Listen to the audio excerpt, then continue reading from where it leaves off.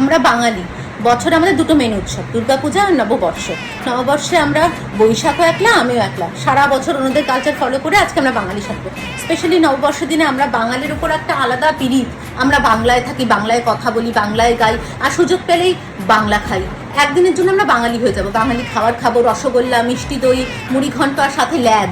লক্ষ্মী মন্দিরে ধাক্কা ধাক্কি করে পুজো করছে, বাঙালি রেস্টুরেন্টে ভিড়, রাস্তায় কাপলসদের ভিড়। সারা বছর পড়ুক না পড়ুক, আজকে বাঙালিরা ধুতি পাঞ্জাবি আর শাড়ি পরবেই। আজকে রবীন্দ্রনাথ ঠাকুরের গান লাগাবেই লাগাবে স্ট্যাটাসে, কালা জাদু না, রূপের জাদুতে একদম ঘায়াল হয়ে যাবে। বাঙালিয়ানা তাকেই বলে নববর্ষে দেখতে পাবে, লাল সাদা শাড়ি, লাল হাতে মিষ্টি ঘাড়ি। বাংলা ভাষায় কোন সালটা তুমি জানো? বাংলা ভাষায় কতগুলো মাস জানো? বাংলা ক্যালেন্ডার দেখো, অমাবস্যা পূর্ণিমা ছাড়া তো বাংলা ক্যালেন্ডারের কথা মনে পড়ে না। আজকে ফুল পঞ্জিকা, মিষ্টির হাড়ি আর ক্যালেন্ডার যদি না থাকে, অন্য তুমি বাঙালি নয়।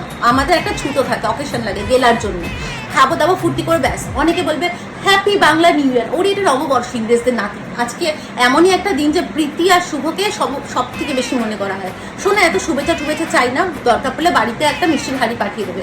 নিউ ইয়ারের যে শুভেচ্ছা আমি পাই না, তার 1% কাজে আসেনি। তা যদি 1% কাজে আসতো, এতদিন আমরা দোতলা বাড়ি বানিয়ে দিতাম।